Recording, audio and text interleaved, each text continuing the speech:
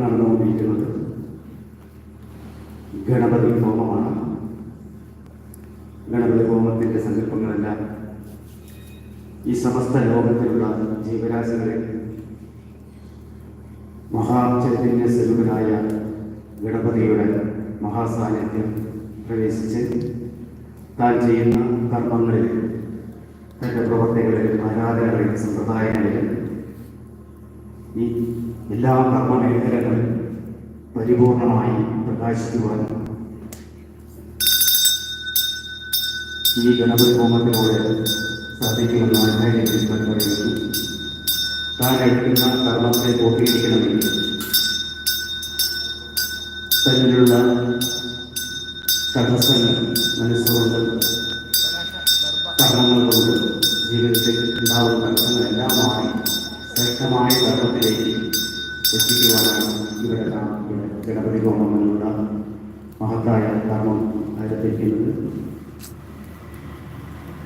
ശ്രേഷ്ഠനായ സന്യാസിയായ മഹാമണ്ഡലി പ്രഭാകരൻ സരസ്വതിയാണ് ഈ മഹത്തായ കർമ്മം നിർവഹിക്കുന്നത്. അനേകം വ്യക്തികളും യാഗങ്ങളും ജീവിതത്തിൽ ആയിരക്കണക്കിന് ആളുകളെ ധർമ്മത്തിൻ്റെ മാർഗത്തിലേക്ക് സഞ്ചരിപ്പിക്കുവാൻ ആ മഹാത്മാവിന് സാധിച്ചു എന്നുള്ളത് ഈശ്വര കടാക്ഷമാണ്. അദ്ദേഹം ഈ ഗണപതി ഹോമത്തിലൂടെ ഈ നാരായണീയ മഹോത്സവത്തിൽ ഉണ്ടാവുന്ന എല്ലാ ജനങ്ങൾക്കും സർവ്വവിധ ഐശ്വര്യങ്ങൾ ഉണ്ടാവണമെന്നുള്ള പ്രതീക്ഷയോടുകൂടിയാണ് നിർവഹിക്കുന്നത്.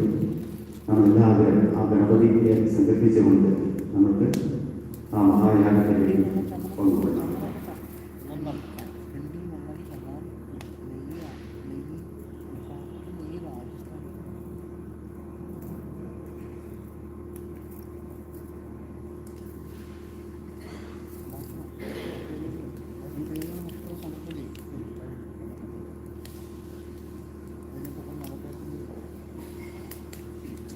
ഗണപതി ഹോമത്തിന് ശേഷം നവഗ്രഹ അർച്ചനയാണ്. നവഗ്രഹ ഹോമമാണ്. നവഗ്രഹ ഹോമത്തിൽ 9 വസ്തുക്കളാണ്. ഓരോ ഗ്രഹത്തിനും അതിൻ്റെതായ ഗുണങ്ങളുണ്ട്. ആ ഗുണങ്ങൾ നമ്മളിൽ എല്ലാവരും ഉണ്ടാവട്ടെ എന്ന് പ്രാർത്ഥിക്കുകയാണ്. ഈ നവഗ്രഹ ഹോമത്തിന് പേര് നൽകിയിട്ടുള്ള സങ്കല്പത്തിലേക്ക്